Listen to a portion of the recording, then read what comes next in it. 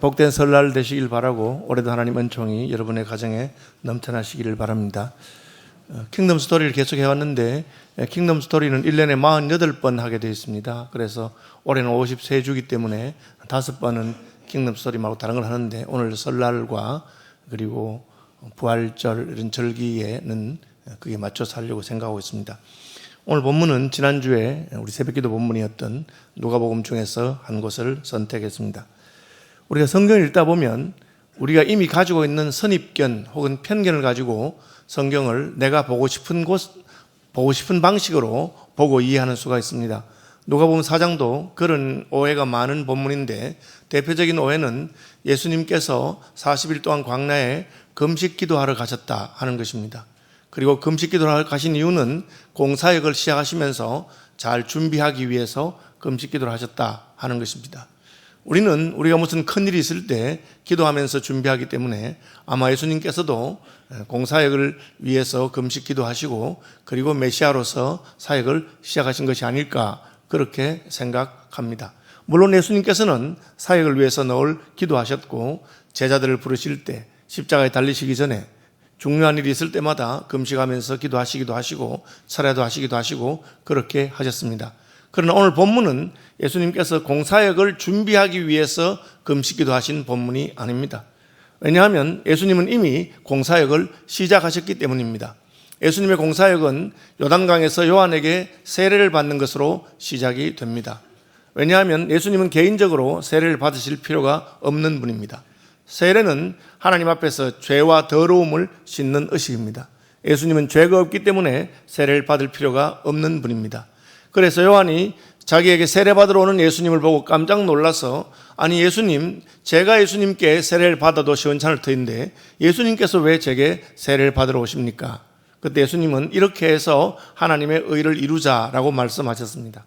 내가 씻어야 할 죄가 있다거나 더러움이 있어서 세례를 받으려고 합니다가 아니고 하나님의 뜻을 이루기 위해서 세례를 받겠다고 하신 것입니다. 하나님의 뜻은 무엇입니까? 의로우신 분이 불의한 자를 대신해서 죄를 감당하시는 것입니다. 그러므로 예수님은 자신은 죄가 없으시지만 우리를 대표해서 죄인의 대표로서 오셨기 때문에 세례 받으심으로 우리의 대표로서 공적인 사역을 시작하신 것입니다. 그래서 세례 받으실 때 이미 예수님은 메시아의 사역을 시작하신 것이고 하나님께서는 성령을 비둘기같이 보내심으로 그것을 인정하셨고 이는 내 사랑하는 아들이요 내 기뻐하는 자라고 하셨습니다. 하나님은 누구를 기뻐하십니까? 아버지께서 내게 시킨 일을 이룰 때 하나님은 기뻐하십니다. 하나님의 뜻을 따라 행할 때 하나님은 기뻐하시는 것입니다. 그러므로 예수님은 공사역을 준비하고 계시는 것이 아니고 이미 공사역을 시작하셨습니다. 그래서 광야에서 시험 받으신 것은 예수님이 공사역을 준비하는 기도가 아니라 첫 번째 사역이라고 할 수가 있습니다. 왜 예수님이 시험을 받으십니까? 인생들이 다 시험에 빠졌고 시험을 받기 때문에 시험에 실패한 인생을 대신해서 예수님께서 시험 받으시고 그 시험에서 승리하심으로 우리를 대신해서 마귀에게 승리하시고 또한 우리도 마귀에게 승리할 수 있다는 것을 보여주시는 것입니다. 그래서 이 시험은 예수님이 혼자 가신 시험이 아니고 성령의 충만함을 입어 요단강에서 돌아오사 광야에서 40일 동안 성령에게 이끌리시며 마귀에게 시험을 받으시더라라고 되어 있습니다. 성령의 충만함을 입으셨고 성령에 이끌리면서 예수님께서는 마귀에게 시험을 받으셨습니다. 예수님이 시험 받으신 것은 우리를 대신해서 인성을 가지신 인간으로서 시험 받으신 것입니다. 왜냐하면 하나님은 친히 남을 시험하지도 아니하시고 시험 받지도 아니하신다고 야고보서에서 분명히 말했기 때문입니다. 하나님은 누구를 시험하는 분도 아니고 또 시험 받는 분도 아니라고 말하고 있습니다. 물론 여기 시험이라고 하는 말은 유혹이라고 하는 말로 이해하면 좋겠습니다. 하나님께서 아브라함을 시험하신다는 말도 나오고 하는데 그것은 우리를 테스트하시는 것입니다. 하나님은 테스트할 수 있지만 그러나 우리를 유혹하시는 분은 아니십니다. 어쨌든 예수님께서는 우리를 대신해서 시험을 받으셨습니다. 왜 그렇습니까? 인생은 이미 시험에 실패했고 또한 인생은 늘 시험을 당하는 존재이기 때문입니다. 마귀는 우리를 늘 흔들려고 하고 우리를 시험에 빠뜨리려고 합니다. 여기서 시험이라고 하는 말은 유혹이라고 하는 말로 이해하면 더 쉬운데 우리가 살아가는 동안에 고난이 있을 수도 있고 또 평안이 있을 수 있습니다. 우리가 고난 당할 때는 마귀는 그 고난을 핑계 삼아서 우리를 흔들고 우리가 평안해질 때는 우리의 그 평안을 가지고 우리를 흔들려고 합니다. 그래서 마귀는 우는 사자와 같이 삼킬 자를 찾고 할 수 있으면 택한 백성이라도 시험에 빠뜨리려고 하는 것입니다. 마귀가 우리를 시험하는 이유가 무엇입니까? 하나님께서 우리를 구원하셨기 때문입니다. 범죄하고 마귀의 자녀된 자들에게 마귀는 시험할 필요가 없습니다. 이미 자기의 것이기 때문에 그렇습니다. 그러나 우리가 구원받아서 하나님의 자녀가 되면 마귀는 그것을 견딜 수 없어 하고 우리를 흔들어서 택한 백성이라도 범죄케 하려고 하는 것이 마귀가 하는 일입니다. 그러므로 예수님께서 받은 이 시험은 우리를 대신하신 시험이라고 할 수 있습니다. 예수님께서 시험 받으신 것을 볼 때 우리는 인생에게는 늘 이러한 시험이 있구나 하는 것을 아셔야 됩니다. 예수 믿었으니까 아무런 풍파도 없고 고난도 없다고 생각하시면 안 됩니다. 우리가 살아가는 동안에 풍파도 있고 고난도 있고 평안한 날도 있고 또 흐린 날도 있을 것입니다. 그 모든 일 가운데 마귀는 우리를 시험하려고 합니다. 하나님은 어떻게 하십니까? 예수님을 보내셔서 우리를 대신해서 시험에 승리하게 하십니다.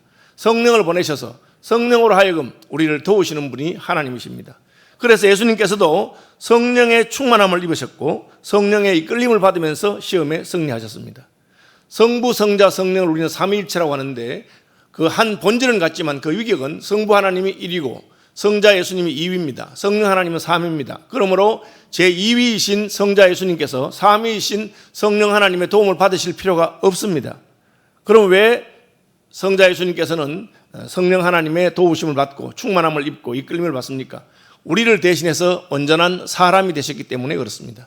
시험 받으신 것은 예수님의 신성이 아니고 그의 인성입니다. 신성은 시험 받으실 수도 없고 시험 받을 필요도 없기 때문입니다. 인성이 시험 받으실 때 성령의 도우심을 얻으신 이유는 무엇입니까? 그렇게 해서 우리도 성령 하나님의 도움을 힘입을 때 승리할 수 있다는 것을 우리에게 보여주고자 하시는 것입니다. 마귀가 계속적으로 시험한다는 것은 우리가 13절에 보면 이렇게 되어 있습니다. 마귀가 모든 시험을 다한 후에 얼마 동안 떠나리라 그렇게 되어 있습니다. 얼마 동안 떠나리라. 이 말은 마귀는 이 광야에 40일 동안만 예수님을 시험한 것이 아니고 그 뒤에도 지속적으로 예수님을 시험했습니다. 왜? 예수님이 하나님의 구원 사역을 이루어 오셨기 때문에 예수님이 그 구원 사역을 이루지 못하도록 하기 위해서 마귀는 시험한 것입니다.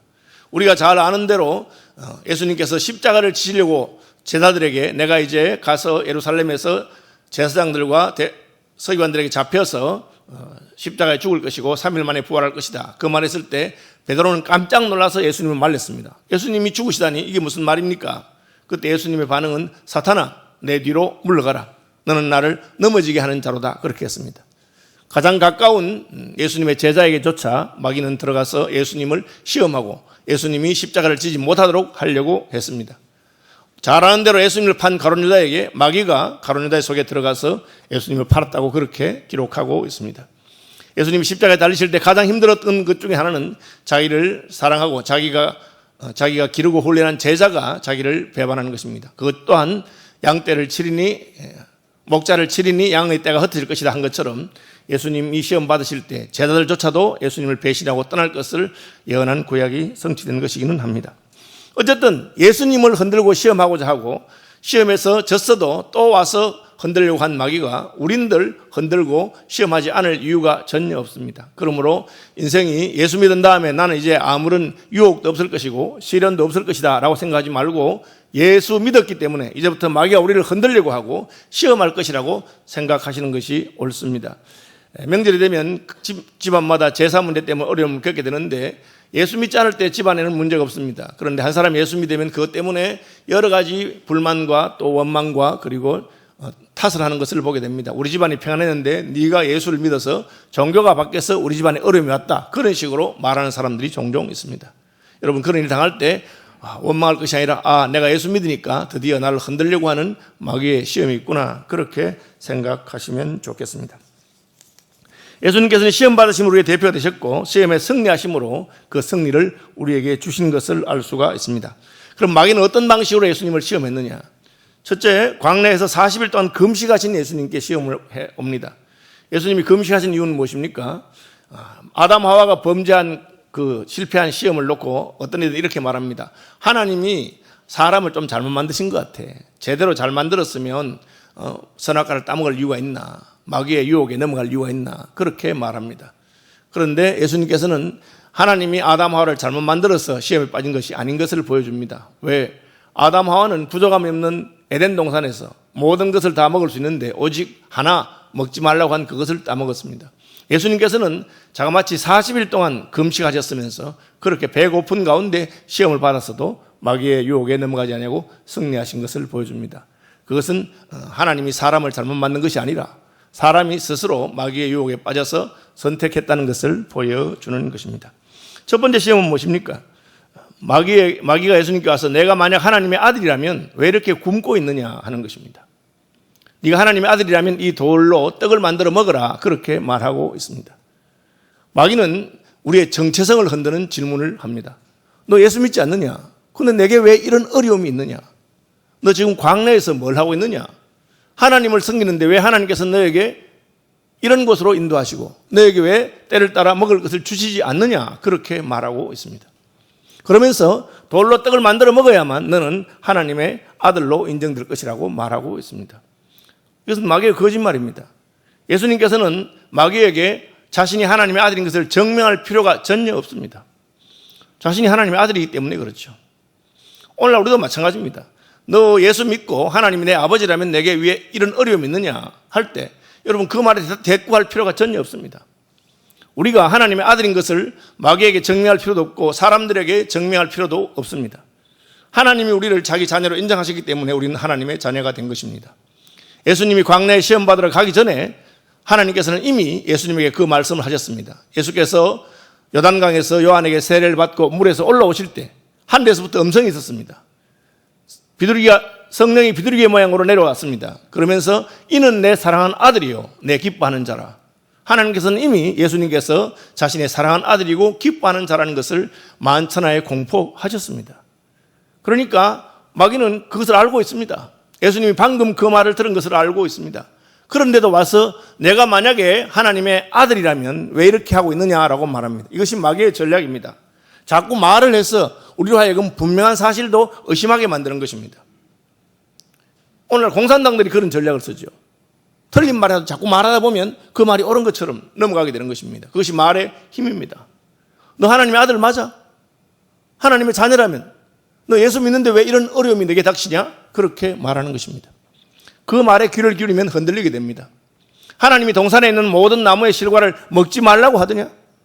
하나님이 다 먹을 수 있다고 하셨습니다. 오직 동산 중앙에 있는 나무 가운데 생명나무는 괜찮고 선악을 알게 하는 나무의 실과는 먹지 말아라. 그렇게 말씀하신 것입니다.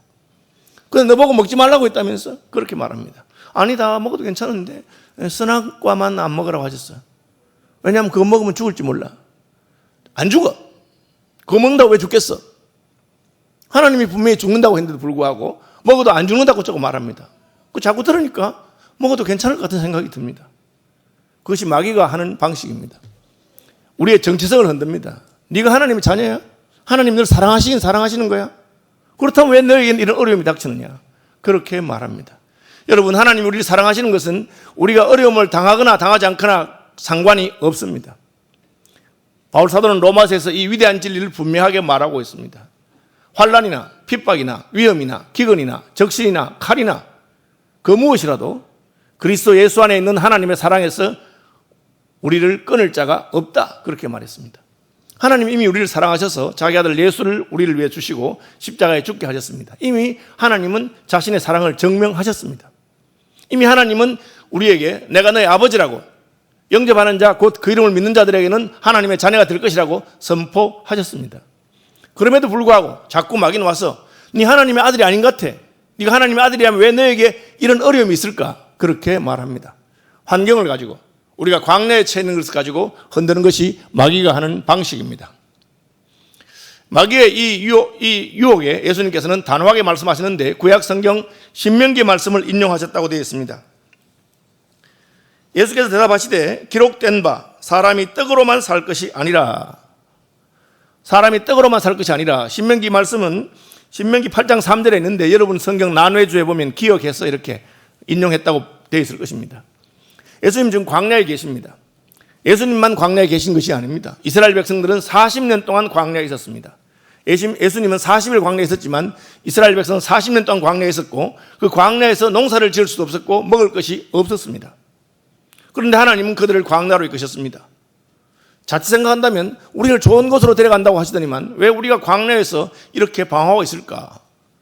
우리는 무엇을 먹고 살지? 그렇게 염려하고 있었습니다. 신명기는 모세의 설교라고 할 수 있습니다. 모세가 지나간 광야 생활을 회상하면서 자기 백성들에게 하나님의 구원 역사에 대해서 설명하는 책이 신명기입니다. 모세는 그것을 설명하면서 너희가 광야에서 지냈지. 광야에서 먹을 것이 없었지 않느냐. 그런데 어떻게 되었느냐.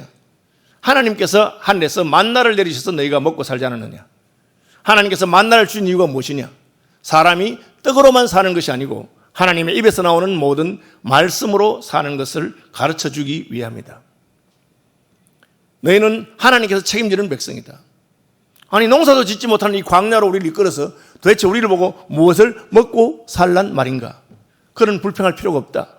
하나님께서 너희를 광야로 이끄셨으니 광야에서도 너희를 책임지실 것이다. 예수님께서도 같은 말씀하십니다. 들의 백합화나 공중의 새를 보라. 수고도 아니하고 길쌈도 아니하지만 너희 천부께서 먹이시고 입히신다. 염려하지 말아라. 그렇게 말씀하고 있습니다. 아니 말은 그렇게 하지만 지금 저는 굶고 있지 않습니까? 그렇게 마귀는 그렇게 흔들고 있습니다. 하나님이 너를 책임진다고 했는데 과연 책임지는지 모르겠다. 너 하나님의 아들 아닌 거 아니야? 그렇게 말합니다.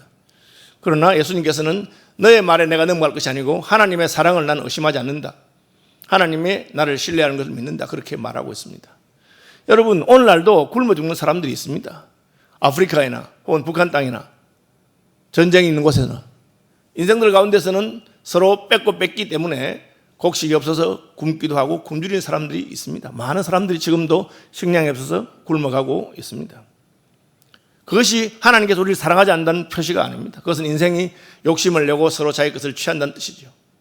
예수 믿는다고 해서 그 모든 기근과 어려움에서 무조건적으로 피할 수 있다고 하나님께서 말씀하신 것은 아닙니다.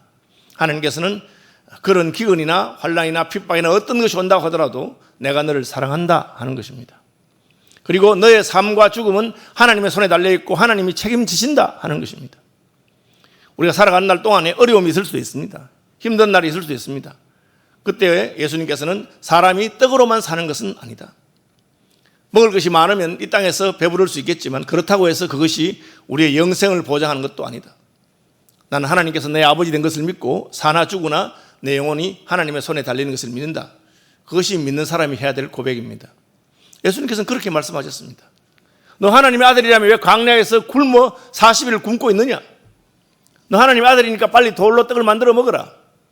어떻게든지 먹을 것을 취하고 먹을 것을 받아야만 하나님이 우리를 사랑한다고 그렇게 여러분 생각하지 마시기 바랍니다. 물론 하나님께서는 우리에게 때를 따라 먹을 걸 주시기도 하시고 우리의 기도를 통해서 질병을 고치기도 하십니다. 하나님이 질병을 고쳐주지 않는다고 해서 하나님이 우리를 사랑하지 않는 것은 아닙니다. 나사로의 죽음을 통해서 예수님께서는 그것을 보여주었습니다. 마르다와 마리아는 오빠가 병들었으니 빨리 와서 고쳐달라고 합니다. 예수님께서 그렇게 하지 않았습니다. 나사로가 죽었습니다. 죽은 다음에 오셔서 나는 부활이요 생명이다. 인생이 당하는 심지어 죽음이라고 한다 하더라도 그것이 하나님의 사랑과 구원에서 우리를 끊을 수 없다는 것을 너희가 알게 되기를 바란다. 사람이 떡으로만 사는 것이 아니다. 그렇게 예수님께서는 말씀하고 계십니다. 여러분 우리가 살아가는 날 동안에 힘들고 어렵기 때문에 우리의 정체성이 흔들리지 마시길 바랍니다. 우리의 정체성이 무엇입니까? 하나님의 자녀라고 하는 것입니다. 하나님이 우리를 사랑하신다는 것입니다. 우리에게는 영원한 생명이 있다는 것입니다. 사나 죽으나 우리는 주님의 끝이라는 것입니다. 그것을 여러분 믿음으로 받으시고 승리하시기를 축복합니다. 두 번째 마귀의 시험 무엇입니까? 예수님께서 상황에 전혀 흔들리지 않고 지금 어떤 어려움이 있다 하더라도 그것 때문에 하나님을 원망하지 않는 것을 말씀으로 분명히 선포하자 이제 마귀는 천하 만국의 영광을 예수님께 보여주기 시작합니다. 제가 어려움 때문에 하나님께 멀어지진 않는구나. 그렇다면 네 인생의 목적이 뭐냐? 내가 그걸 너에게 주겠다.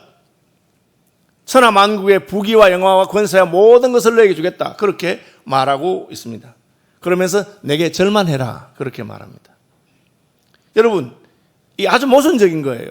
왜 모순적입니까? 예수님은 이미 천하 만국의 영광을 가지셨던 분입니다. 하늘 보좌에서 그 영광을 누리고 있던 분입니다. 그런데 그것을 포기하고 이 땅에 오셨습니다. 아버지의 구원을 이루기 위해서 오신 것이죠. 그런데 그 예수님에게 내가 천하 만국의 영광을 다시 돌려줄 테니까 너 나한테 절해라. 그렇게 말하고 있습니다. 여러분, 하나님의 백성에게 너 하나님을 섬기지 말고 마귀를 섬기면 마귀가 그 모든 것을 주겠다고 하는 것입니다.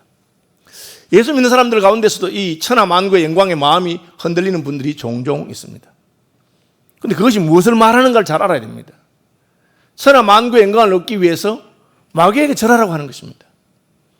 우리의 신앙의 절개를 포기하고 마귀를 섬기면 마귀가 주겠다고 하는 것입니다. 그럴 것 같으면 왜 예수를 믿습니까? 처음부터 예수 안 믿으면 됩니다. 돈을 섬기고 권세를 섬기고 세상의 권세 잡은 자를 섬기면 됩니다. 그것이 주겠다고 약속한 것이기 때문에. 줍니까? 주지 않습니다. 거짓말하는 것이죠. 줬다가 다 빼앗아갈 것입니다. 그런데 그렇게 말합니다. 저는 다른 분들은 모르지만 목회자니까 목회자들의 세계만 봐도 그렇습니다. 아니, 돈이 더 좋고 권세가 더 좋고 그러면 목사를 안 해야죠. 목사를 하겠다고 해놓고 하나님을 섬기겠다 해놓고 왜 거기에 넘어갈 겁니까? 모순된 것이죠. 예수님은 하나님의 아들로서 하나님의 뜻을 수행하기 위해서 이 땅에 왔습니다. 그래서 하늘 영광과 모든 것을 포기하신 것입니다. 우리 주 예수 그리스도의 은혜를 너희가 알거니와 부요하신 자로서 너희를 위하여 가난하게 되심은, 부요하신 분이었는데 우리를 위해서 가난하게 되신 분입니다. 그런데 그분에게 찾아가서 야, 내가 너를 부자가 되게 해줄 테니까, 내가 너를 영광스럽게 할 테니까 나한테 절하지 않을래? 그렇게 말하는 것입니다. 말도 안 되는 것이죠. 역시 예수님께서는 주 너희 하나님께 경배하고 다만 그를 섬기라고 하였느니라. 우리 인생의 목적이 부유해지는 것이고 높아지는 것이 아닙니다. 우리 인생의 목적은 생육간에 생사간에 하나님을 섬기고 그를 높이는 것입니다. 우리의 위로도 예수 그리스도일 뿐입니다. 하이델베르그 교리문답이 그렇게 말하고 있습니다. 우리 인생의 소망이 무엇입니까? 사나 죽으나 우리의 소망은 오직 예수 그리스도의 구원이고 그분이 생사간에 나와 함께 하신다는 것을 믿는 것입니다. 그러므로 예수님은 마귀가 천하 만국의 영광을 준다는 것에 대해서 흔들리지 아니하십니다. 그러면서 하나님만을 섬기라고 말했습니다. 이 말씀은 예수님이 자기 자신에게 적용하신 것입니다. 마귀를 보고 너 하나님을 섬기라 그렇게 하는 말이 아닙니다. 첫 번째 말씀도 마찬가지입니다. 나는 떡으로 사는 것이 아니다 그 말입니다. 마귀가 무슨 떡이 필요한 존재가 아니잖아요. 사람이 떡으로만 사는 것이 아니다 그렇게 했습니다. 그러자 마귀는 이제 세 번째 시험을 합니다. 그 세 번째 시험은 무엇입니까? 예수님을 높은 성전 꼭대기에 올려다 놓고 뛰어내리라고 합니다. 왜? 예수님이 먹는 것 문제를 가지고 고난의 문제를 가지고 힘든 상황을 가지고 흔들어도 흔들리지 아니하고, 그러면 더 부자가 되게 해주고 부유하게 해주겠다 해도 흔들리지 않습니다. 그러니까 이제 좋다, 너는 하나님의 뜻을 행하러 왔으니까 좋다. 그러면 하나님의 뜻을 행하기 위해서 내가 메시아인 것을 많은 사람에게 한번 보여줘야 되지 않겠느냐? 그러면 어떻게 하면 되느냐? 성전에서 뛰어내리거라. 그러면 천사가 너를 다 받들어 줄 것이고, 그러면 모든 사람들이 와, 성전에 하나님을 섬기러 온 사람들이 내가 바로 하나님이 보내신 메시아인 것을 다 믿게 되지 않겠느냐? 그거면 되지 않겠느냐? 그렇게 말합니다. 우리가 하나님의 사람이라고 하는 정체성, 하나님께서 내게 주신 일을 위해서 자기와 세상을 부인하고 주님을 따르는 그 정체성, 그걸 포기하지 않는다고 하니까 좋아, 그걸 해라 하는데, 다만 십자가를 지는 방식으로 하지 말고 성전에서 뛰어내리는 방식으로 해라. 성경에 되어 있지 않느냐? 주께서 천사를 보내서 내 발이 땅에 닿지 않도록 할 것이다 그렇게 말했습니다. 마귀는 여기서 두 가지 잘못을 하고 있는데요. 하나는 그 성경 인용을 거꾸로 하고 있는 것입니다. 그 성경의 말씀은 우리가 하나님을 섬기게 되면 하나님께서 우리의 길에서 우리가 행할 때 우리가 넘어지지 않도록 우리를 지키시고 보호할 것을 말하고 있습니다. 언제? 하나님의 말씀의 길을 따라갈 때 하는 것입니다. 마귀는 그 문맥을 살짝 바꾸어서 성전에서 뛰어내리면 천사가 너를 받아줄 것이라고 문맥을 떠나서 그렇게 적용하고 있습니다. 또한 그 문맥은 무엇입니까? 하나님께서 가라고 하는 그 길을 따라서 갈 때, 말씀 따라갈 때, 성전에서 뛰어내리는 것은 예수님께서 판단하신 대로 하나님을 시험하는 것입니다. 그것은 하나님이 가라고 하는 길을 가는 것이 아닙니다. 그런데 그 길을 가도 마치 천사가 예수님을 받아줄 것처럼, 그것은 편법을 쓰라는 것입니다. 네가 예수 믿는 사람이고 사명을 감당한다니 좋다. 그러면 수단 방법을 가리지 않고 그것을 이루면 좋겠다 하는 것입니다. 목사에게 정당한 방법이 아니라 편법을 써서 교인들의 숫자를 늘리도록 하나님 기뻐하지 않는 방법을 쓰더라도 그렇게 하라고 가르치는 것하고 똑같습니다. 슬프게도 앞에 두 개의 시험에서 벗어났던 사람 중에서 이 세 번째 시험에 넘어지는 사람들이 종종 있습니다. 예수님께서는 그 말을 듣지 않았습니다. 주 내 하나님을 시험하지 말아라 했습니다. 여기 흥미로운 것은 마귀도 성경 말씀을 인용하고 예수님도 성경 말씀을 인용한 것입니다.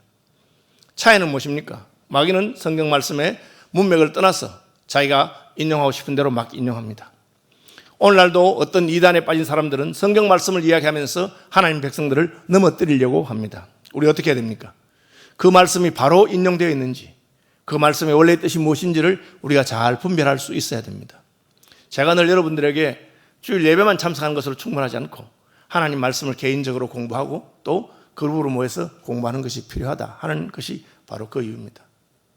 하나님 말씀이 바르게 인용되었는지, 혹은 성경 말씀만 인용하는데 자기 멋대로 하는지 우리가 분별할 수 있어야 됩니다. 또한 중요한 차이는 마귀는 성경 말씀을 다른 사람을 넘어뜨리는데 상대방에게 적용하고 있습니다. 예수님은 그렇게 하지 않습니다. 예수님은 성경 말씀을 자기 자신에게 적용합니다. 사람이 떡으로만 살 것이 아니요 그 말씀도 자기에게 적용하신 것입니다. 나는 떡이 필요한 사람이 아니다. 떡으로 살지 않겠다. 주 너희 하나님께 경배하고 다만 그를 섬기라. 마귀보고 한 말이 아닙니다. 너 하나님을 경배하라 그런 말이 아닙니다. 나는 너를 경배하지 않고 하나님만을 경배하겠다 그런 뜻입니다.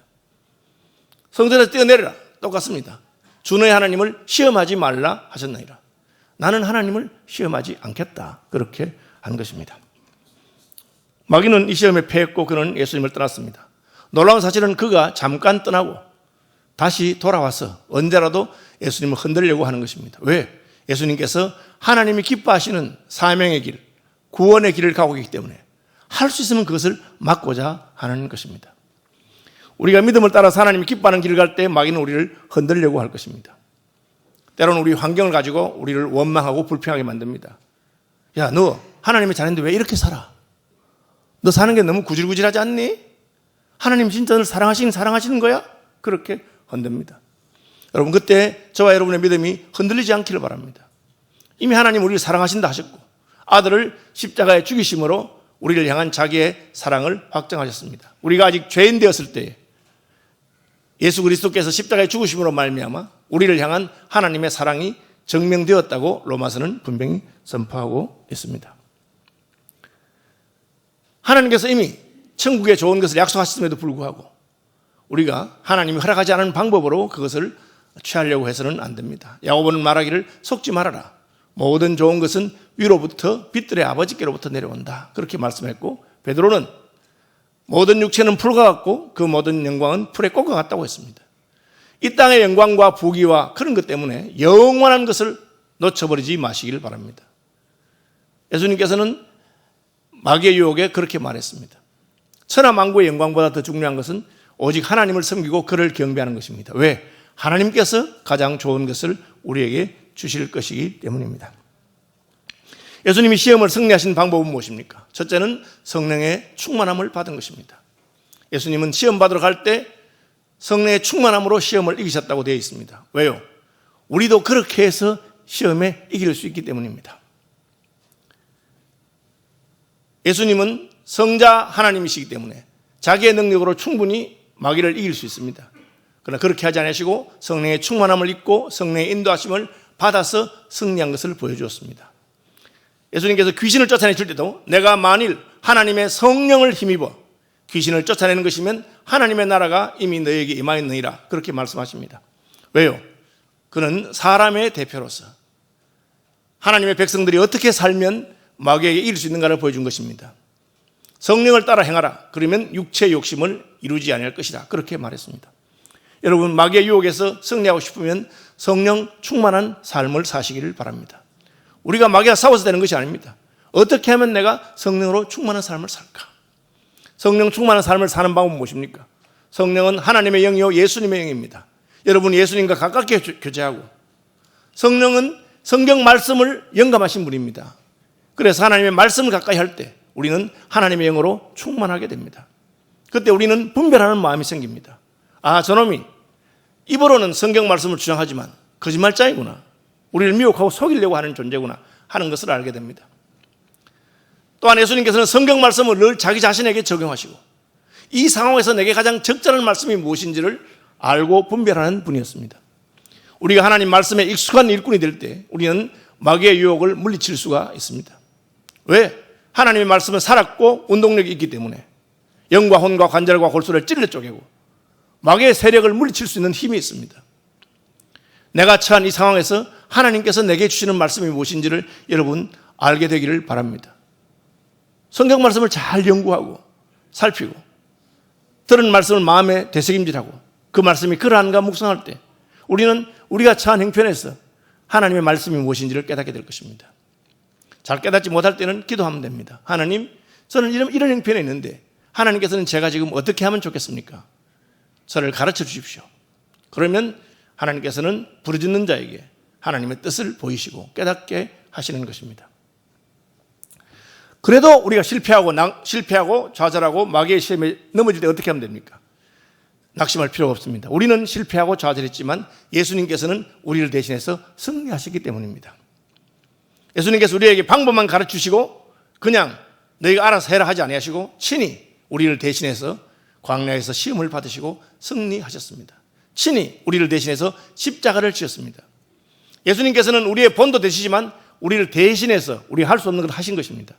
그러면 우리는 예수 그리스도를 믿음으로 말미암아 또 예수 그리스도가 머리인 교회에 함께 있음으로 말미암아 교회 안에 계시는 성령의 도우심을 교회의 머리이신 예수 그리스도가 하신 그 열매를 우리가 누릴 수 있습니다. 아마 2023년에도 여러분 여러 가지 유혹과 시험이 우리를 흔들 것입니다. 그때마다 우리를 대신해서 승리하신 예수 그리스도를 믿음으로 붙드시고 그분이 하신 그대로 성령 충만에 힘쓰시고 하나님의 말씀을 따라서 마귀의 유혹을 물리치고 승리하는 저와 여러분이 되시기를 주님의 이름으로 축복합니다.